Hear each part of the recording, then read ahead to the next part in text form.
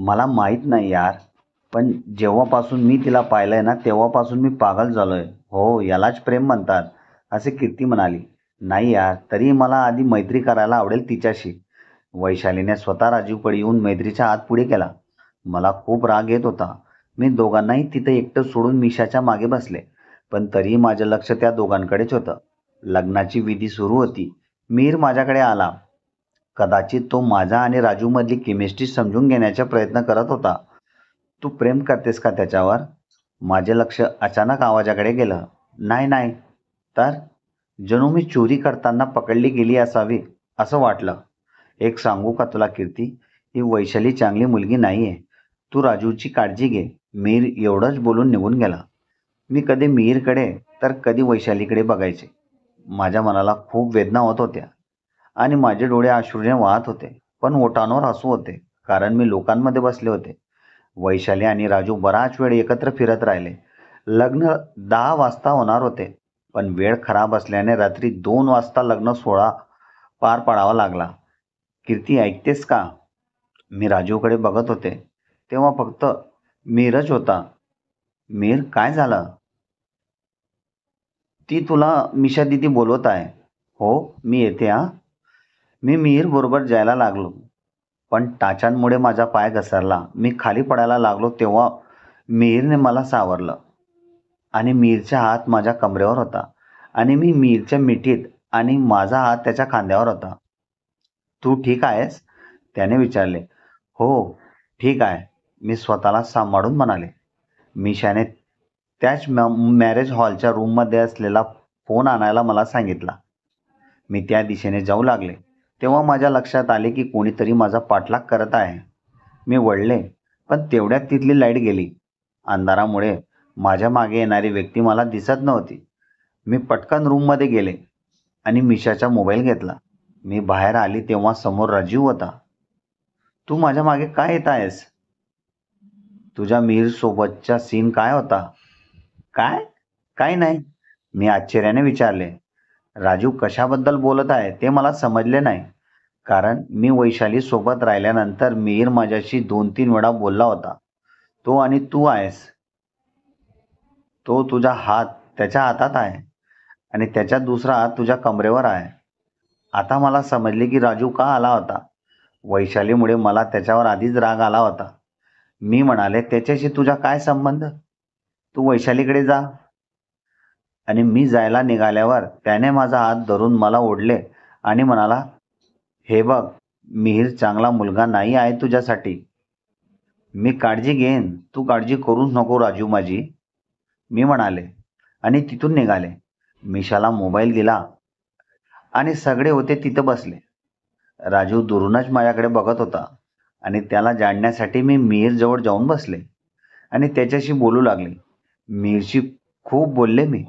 संपूर्ण लग्नात राजू माझ्याशी बोलला नाही किंवा मी त्याच्याशी बोलले नाही. लग्न झाले.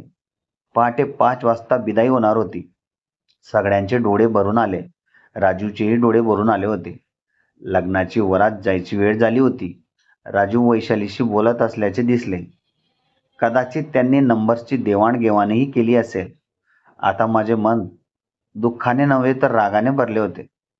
मी पण आता मीरशी चांगली मैत्री केली होती. फरक एवढाच होता की मीरला माहिती होते की मी राजूवर खूप प्रेम करते आणि मी त्याच्यासमोर हे कबूल देखील केले होते आणि त्याची एक गर्लफ्रेंड देखील आहे. त्यामुळेच मला त्याच्याशी बोलण्यात काहीच वैर वाटले नाही. त्याने मला त्याच्या गर्लफ्रेंडशी बोलायला लावले. दोघांमध्ये खूप प्रेम होते, जे त्यावेळी फक्त मलाच जाणवत होते. लग्नाची वरात निघाली होती. लग्नानंतर खूप काम करायचे असतात, हे फक्त तेच लोक समजू शकतात ज्यांच्या घरी लग्न आहे. आम्ही सगळे सामान गोळा करण्यात व्यस्त होतो. मिशाच्या जाण्याच्या घरात अगदी शांतता पसरली होती. आई माझ्याबरोबर राहिली. बाबा आधीच घरी गेले होते आणि ते जास्त बाहेर राहत नसल्यामुळे ते लवकर घरी गेले. राजू माझ्यावर रागावला होता. मी त्याच्याशी बोलण्याचा प्रयत्नही केला नाही. मिशा गेल्यानंतर घराच्या लग्नानंतरची कामे सांभाळली जात होती. आज बहुतेक पाहुणे निघून गेले होते आणि उरलेले संध्याकाळपर्यंत निघणार होते. मी सकाळी आईला घरी सोडले आणि फ्रेश होऊन मी रोहिणी आंटीला मदत करायला परत आले. ऐक ना मीर, काल मिशा तुला फोन आणायला सांगू शकली असती. तिने मला फोन आणायला का सांगितले? मीर सोबत काम करताना मी त्याला विचारले. आम्ही मिशाच्या खोलीत भेटवस्तू गोळा करत होतो. राजीव तिथं होता. कदाचित तिच्या पर्समध्ये असे काहीतरी असेल जे मला दाखवण्याचे नसेल. शेवटी ती मुलगी आहे ना, तू तिची पर्स पाहू शकते, मी नाही. हो यार, मी हा विचारही केला नव्हता, कीर्ती म्हणाली. तुला विचार करायला मेंदू हवा ना, तो म्हणाला आणि मी तिच्याकडे रागाने पाहू लागले. आमच्या भांडणामुळे राजूला राग येत होता. मीर खाली गेला. राजू माझ्याजवळ आला. तुझ्यासोबत मी काय चुकीचं केलंय? काय? हे मीर सोबत काय चालू आहे तुझं? हे बघ राजू, तो माझा फक्त मित्र आहे. अरे मग मी कोण आहे तुझा? तू पण एक मित्रच आहे, मी म्हटले आणि निघायला लागले. कारण मी राजूवर रागावले होते आणि त्याने माझा हात पकडून दाराजवळ उभे केले. रावणा, तुझे नाव बरोबर आहे, मला सोड. तू माझ्यासोबत जी मजा करतेस ती इतर कोणाशी करण्याची तुला अधिकार नाही. किट्टी. त्याने माझा हात घट्ट पकडला होता. राजू सोड, मला त्रास होत आहे. माझ्या डोळ्यात पाणी आले. राजू सोड तिला. मी येऊन राजूला धक्का मारला आणि मला त्याच्या तावडीतून मोकळे केले. मध्ये येऊ नकोस, राजू मीरला म्हणाला. मी मध्येच येत नाहीये, मीर म्हणाला.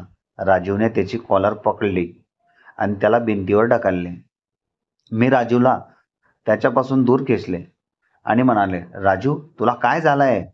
रागाने तो खाली उतरला. मी रडायला लागले. मीरने मला शांत केले आणि म्हणाला, तुझी माझ्याशी मैत्री त्याला सहन होत नाहीये. तो कोणाशीही मैत्री करू शकतो, कोणाशीही बोलू शकतो, मग मी का नाही? तो तुझ्याबद्दल पजेसिव्ह आहे. तुला आठवतंय का, लहानपणी त्याने तुला माझ्यासोबत खेळू दिलं नाही. मीर म्हणाला, पण अशा पजेसिव्हपणाचा काय उपयोग जो एखाद्याचा श्वास गुंतल्यासारखा होतो? त्याचा माझ्यावर विश्वास असायला हवा. मी अजूनही रडतच होते. आधी तू गप्प बस, मीर म्हणाली. कीर्ती, हा आवाज सम्राट अंकलचा होता. मी माझे अश्रू पुसले आणि खाली गेले. हो काका. बेटा, हे तुझ्यासाठी आहे, म्हणत त्यांनी माझ्या हातात गिफ्ट ठेवले. हे काय आहे काका? मी विचारले. बेटा, ही माझ्याकडून आणि काकूंकडून एक छोटीशी भेट आहे. रोहिणी काकू तिच्या डोक्यावर हात फिरवत म्हणाल्या. आंटी, मला काही गिफ्ट नको, तुमचे आशीर्वाद पुरेसे आहेत, मी म्हणाले. आशीर्वाद सदैव तुझ्या पाठीशी आहेत पोरी, काका म्हणाले. पण याची काय गरज होती? कारण तू आमची मुलगी आहेस, काका म्हणाले आणि माझे डोळे पुन्हा ओलावले. मी थोडा हट्ट केल्यावर काका म्हणाले, तुला हे घ्यावंच लागेल. काल तुझाही वाढदिवस होता. लग्नात सगळं विसरून गेलो होतो. हे माझे आणि काकूंचे आशीर्वादच आहेत बेटा. शेवटी मला त्यांचे म्हणणे मान्य करावे लागले. राजू माझा वाढदिवस विसरला होता किंवा आठवला तरी त्याने मला शुभेच्छा दिल्या नाही, हे खरे. मीर पण संध्याकाळी जात होता. मी त्याला भेटायला आले होते. तो आंटी आणि काकांचा पायाचा स्पर्श करून माझ्याजवळ आला. त्याने हस्तांदोलन केले आणि म्हणाला, चल, स्वतःची काळजी घे आणि तुझ्या रावणला तुझे म्हणणे पटवून दे. मग कॉल कर मला, असे म्हणत त्याने मला कडकडून मिठी मारली. मीही त्याच्या पाठीवर थाप मारली आणि त्याचा निरोप घेतला. राजू दुरूनच सगळं पाहत होता. राजू आता काय करणार आणि आमची मैत्री पुन्हा कशी होईल याची माहिती तुम्हाला पुढच्या भागात नक्की कळेल. म्हणून मित्र हो, कथा फार सुंदर आहे. तुम्ही रोज वाचा आणि प्लीज प्लीज प्लीज सांगतो, चॅनलला सबस्क्राईब, शेअर आणि लाईक नक्की करा. धन्यवाद.